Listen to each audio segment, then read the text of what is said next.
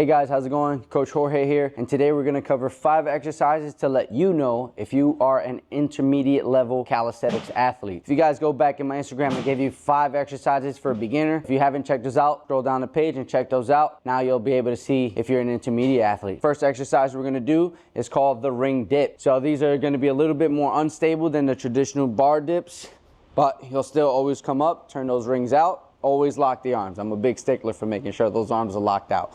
You're gonna come all the way down, as low as your shoulder flexibility allows you to go, coming right back up, always turning out up top. Hit about 3 to 5 of those. Those are gonna really let you guys know if you're ready to start transitioning into intermediate. The next progression we're gonna do is called an L-sit pull-up. So getting your pull-ups is extremely important. Another thing that we tend to do is L-sit. In calisthenics, a lot of things go back to the L-sit. Make sure those hamstrings are flexible so that way you can have nice straight legs in these and not bent. But if you do have bent knees, don't worry, keep stretching those hamstrings, you'll get better. From here, we'll go ahead, we'll pull up all the way down.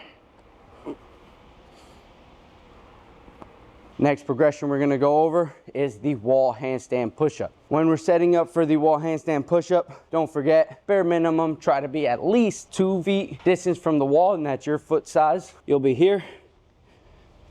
Come up, and you can start your wall handstand push-ups here.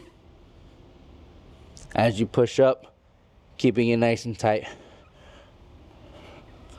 Reason why I like the distance is because let's say you're trying to really max out on some reps and you no longer could push up and you're stuck, it still gives you enough space to lower safely without injuring yourself or having to roll off to the side of your neck if you're dealing with any neck issues. Fourth exercise we're gonna cover is the skin to cat. Skin to cat is extremely important when you're getting more advanced and you're looking at your back levers and front levers.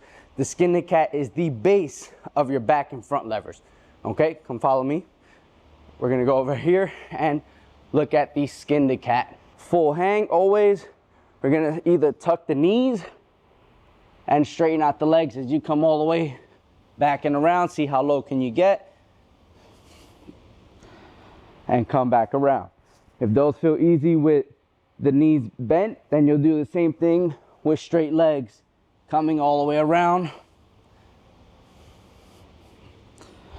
and back. The final exercise that we're gonna do is one of my favorites. It is called the tuck planche.